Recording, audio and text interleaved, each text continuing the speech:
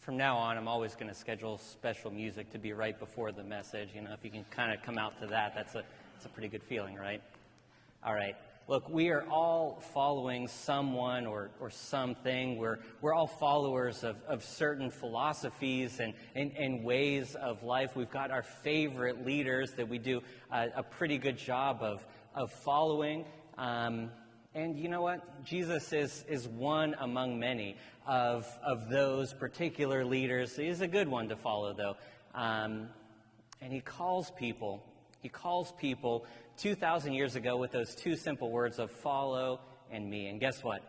He is still calling people today with those words. So we're looking at these examples from 2,000 years ago with a few examples sprinkled in of how Jesus is still calling people to follow him today. So whether you've been following Jesus for a long time, a short time, or really no time at all, we're using this season of Lent to examine just how closely we are actually following Jesus so that we can be fully prepared to experience a magnificent Easter.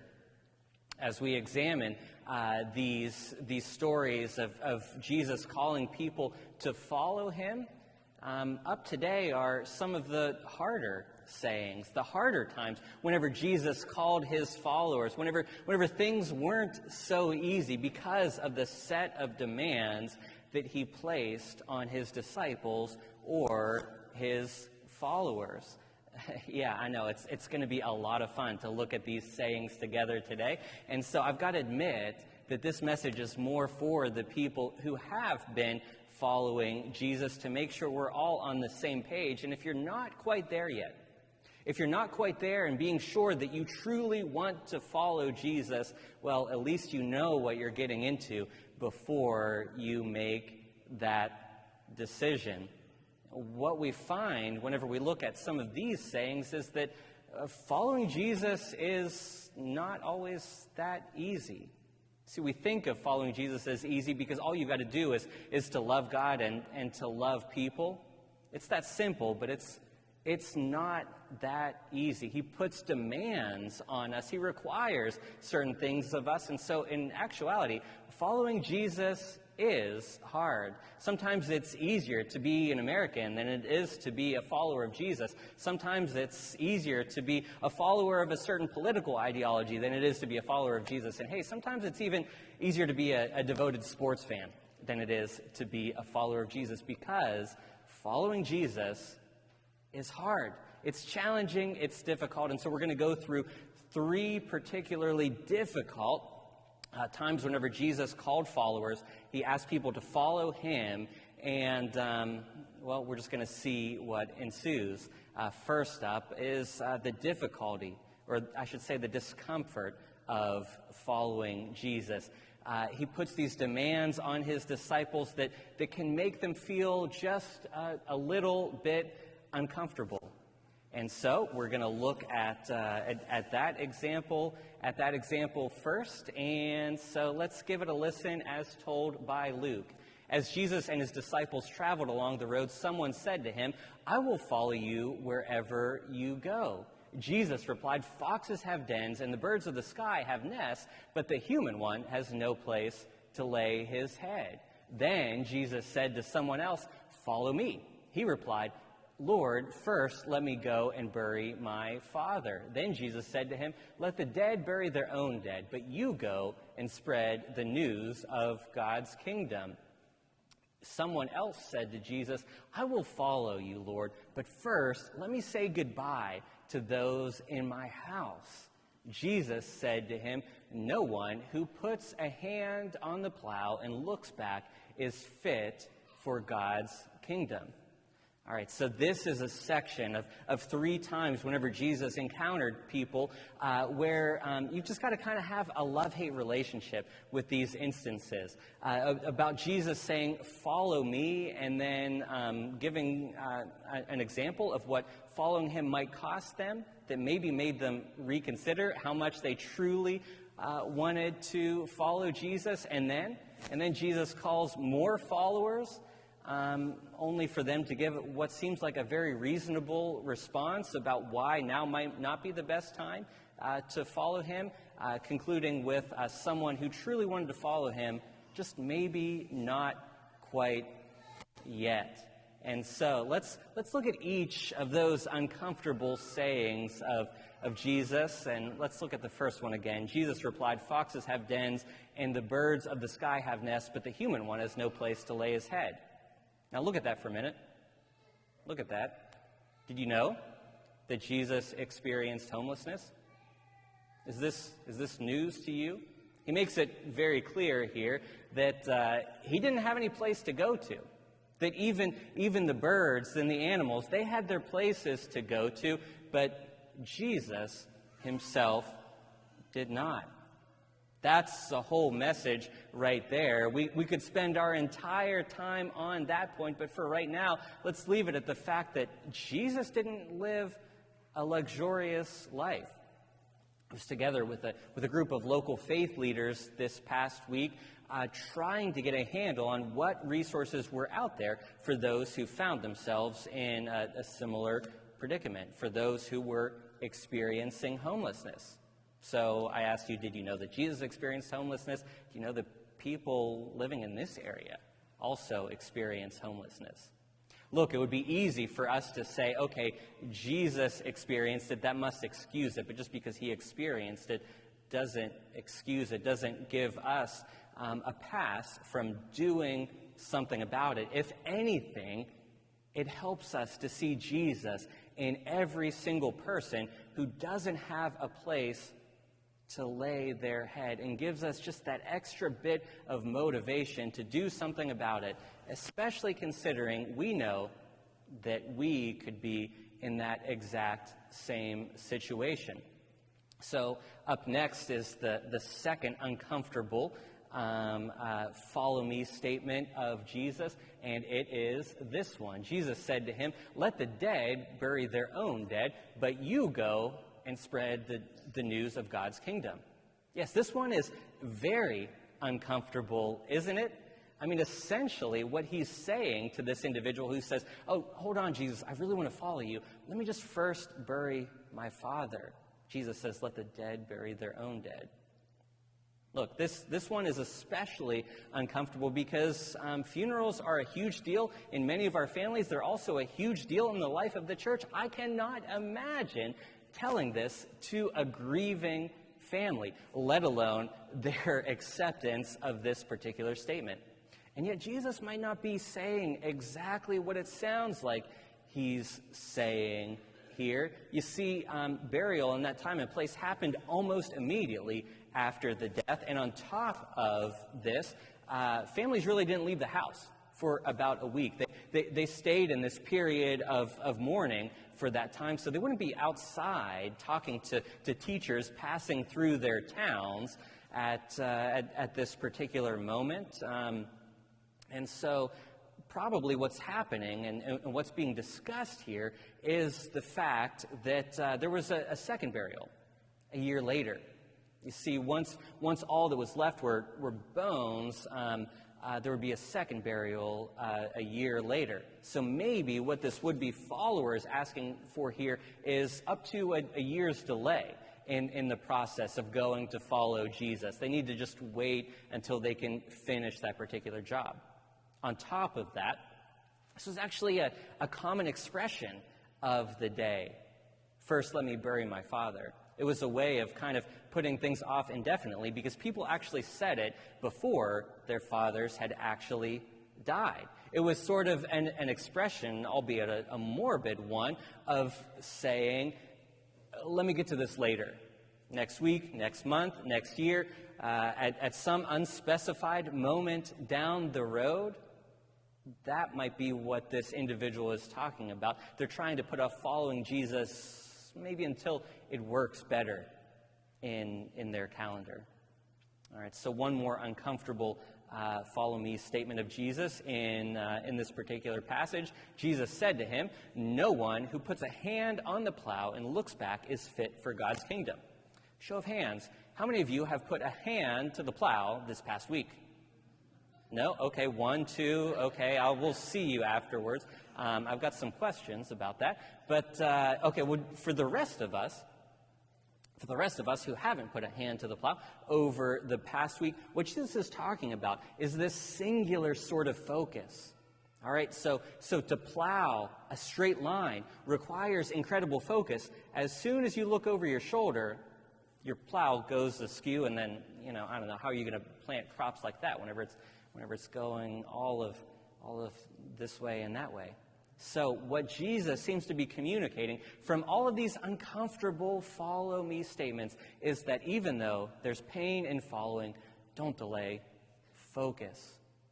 Even though following Jesus might cause you to give up a lot and might be painful, you might have to go without certain comforts, don't delay, but focus in on the task of following Jesus. Don't look over your shoulder, don't go askew, and don't wait. Don't make up excuses for why you can't do it right now, but you need to wait a week, a month, a year, until things are right, and then you can follow Jesus.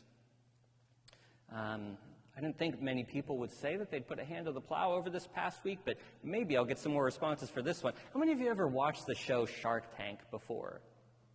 Yeah, okay, so a lot more hands than plowing. That's kind of what I expected there. All right, so in this show, Shark Tank, what happens is that entrepreneurs come in and they're looking for an investment, and they're looking for that investment from ultra-successful entrepreneurs who have a lot of capital to give away in making these investments.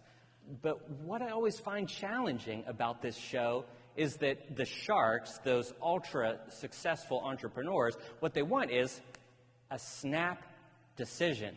They want their business partners to be decisive and to be able to make a decision really, really fast, even though that decision usually requires giving over a lot more equity to their business than they are willing to give over. It seems like that's along the lines of what Jesus is asking for here. Look, these entrepreneurs, their businesses might be their babies, but only metaphorically. They're not being asked to give over their lives. And yet what burden Jesus is placing on his disciples is that they make that same sort of snap decision and focus in right away, without delaying, without even apparently going back and telling anyone about it. Maybe another difference in the show is that, the people, the entrepreneurs that get invested in stand to make a pretty good amount of money from the sharks, whereas with Jesus, he says, you might experience homelessness as a result of following me. All right, the next sayings of Jesus, the next difficult follow me sayings of Jesus are not only uncomfortable, but they're also tense. We find that there's tension in following Jesus. So let's read from Matthew's account of this. Don't think that I've come to bring peace to the earth. I haven't come to bring peace, but a sword. All right, let's stop right there for just a second. Does this sound like Jesus to you? Not really. I've come to not bring peace but a sword, not peace but a sword. This really seems to kind of go against his Prince of Peace, turn the other cheek, those who live by the sword die by the sword kind of ways, because it almost sounds like he's advocating for violence here. That's why you shouldn't stop there. That's why you shouldn't read one verse. So let's continue on to see what Jesus is actually talking about. I've come to turn a man against his father, a daughter against her mother, and a daughter-in-law against her mother-in-law. People's enemies are members of their own households. Those who love father or mother more than me aren't worthy of me. Those who love son or daughter more than me aren't worthy of me. Those who don't pick up their crosses and follow me aren't worthy of me. Those who find their lives will lose them, and those who lose their lives because of me will find them. All right, so the context of this is actually a quote from the prophet Micah, specifically chapter 7, verse 6, whenever Micah is talking about a time whenever things would be so challenging that you couldn't even trust members of your own household. So this isn't licensed to be a Christian jerk, to treat your family poorly in order to follow Jesus, but rather this is an aligning of our loyalties to make sure that even though our closest loyalties are in line with following Jesus. And what we find here on this passage, whenever Jesus says, I didn't come to bring peace but a sword, is that peace isn't the absence of conflict, but rather peace is the presence of Christ. Peace doesn't mean that you won't have conflict in your life, but rather peace is having Jesus in your life and Jesus being the very center of your life and orienting everything else, including your most intimate relationships, after the way of Jesus. All right, in the end, Jesus gets into this note about the cross. Well, he's going to get even clearer about the cross in this final difficult saying that he's got for us today, which is the denial of following Jesus. Look, whenever you follow Jesus, do you just get to say yes to yourself all the time and you get to act on all of your impulses? Well, you're smart people. You know that the answer is no, but we're going to read the passage anyways. And what I want you to pay attention to here is just how timely this is, maybe in our own lives, but certainly in the life of the church. 2 weeks from today is going to be Easter Sunday, but before we can get to Easter Sunday, we're going to go through Good Friday. The cross is on the horizon, and this is the moment where Jesus plants his flag and makes it known to everyone that his way will be the way of the cross. Look, even his closest friends couldn't talk him out of going to the cross. Even Peter, his rock, isn't able to do so. No, his mind is made up. He sets his face to the cross, and he will not be deterred.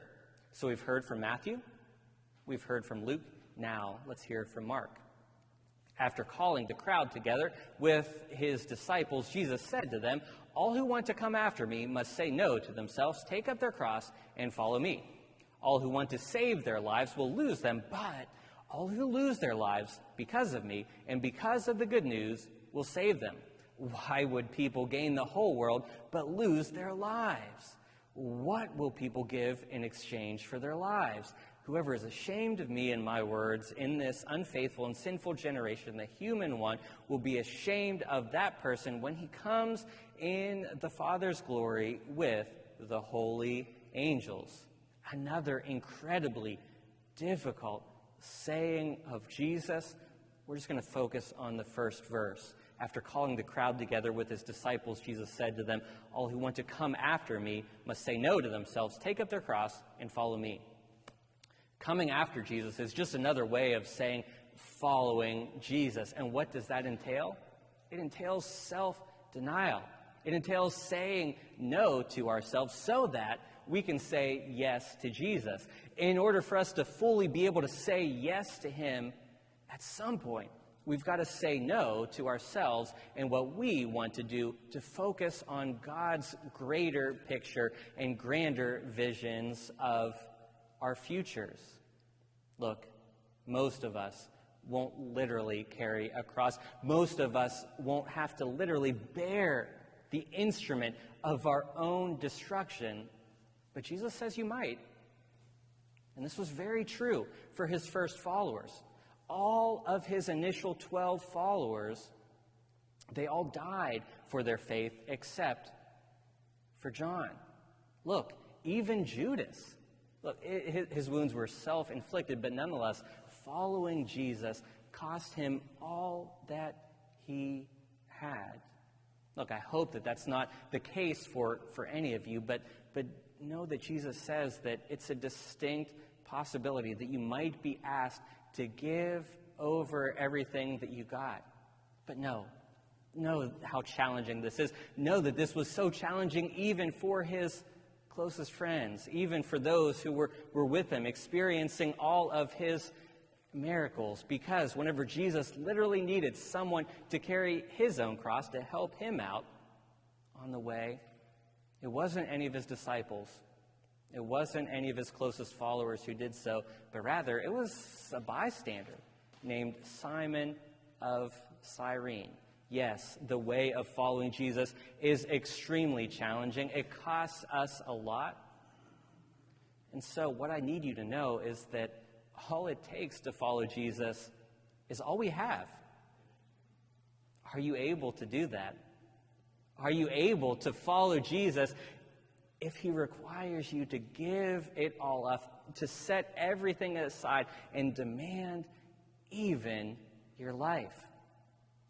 Are you able? Let's pray. Gracious God, how much easier would it be if following you were, in fact, easy? If it didn't cost us very much? If we got to keep who we are and just sprinkle a little bit of you on top? And yet, Lord, you call us to leave behind comforts. You call us to be decisive. You call us to be focused solely on you, setting aside our closest loyalties, even setting aside our very lives. Remind us that you will never leave us in this process. Remind us that you aren't asking us to do anything that you yourself weren't willing to do. We pray all of this in the name of your Son, who taught us to pray, saying, Our Father, who art in heaven, hallowed be thy name. Thy kingdom come, thy will be done, on earth as it is in heaven. Give us this day our daily bread, and forgive us our trespasses, as we forgive those who trespass against us. And lead us not into temptation, but deliver us from evil. For thine is the kingdom, and the power, and the glory, forever and ever. Amen.